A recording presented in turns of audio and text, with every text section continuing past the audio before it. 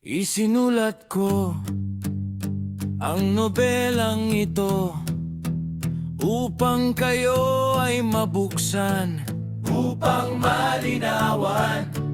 Kay tagal ko nang iniisip, hinagap sa aking panaginip. Walang bayani ang tahimik na muling magbabalik.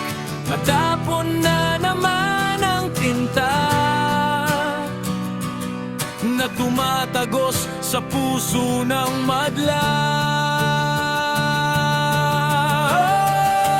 May mga kaaway, ngunit kalahi, nasa bayan ng alipin na silang naghahari. Kailangan pa ba ng isang bayani kung walang titindig?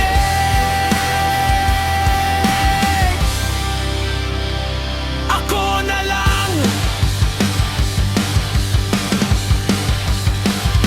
Gusto ko magkwento kay Rizal at magsumbong sa general. Iba na ang kwento ng lupang hinirang, mamatay dahil sa salapi na ang umiiral. Nalulunok pa ba ng mga kababayan ang pagkain na sa kanilang hapunan? Maikit kwento ba ito ng kasaysayan kung may pusal sa kanilang kalayaan?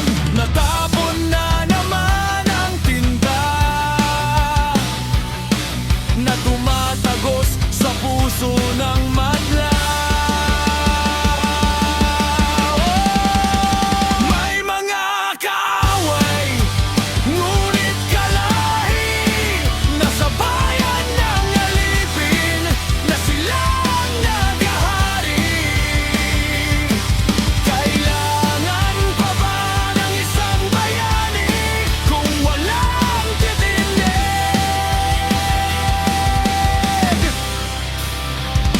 Ako na lang.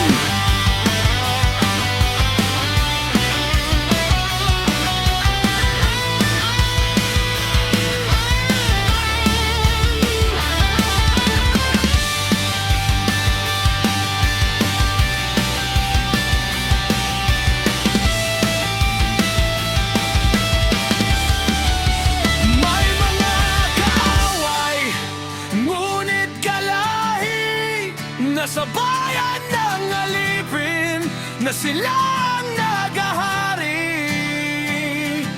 Kailangan pa ba ng isang bayani kung walang titindig?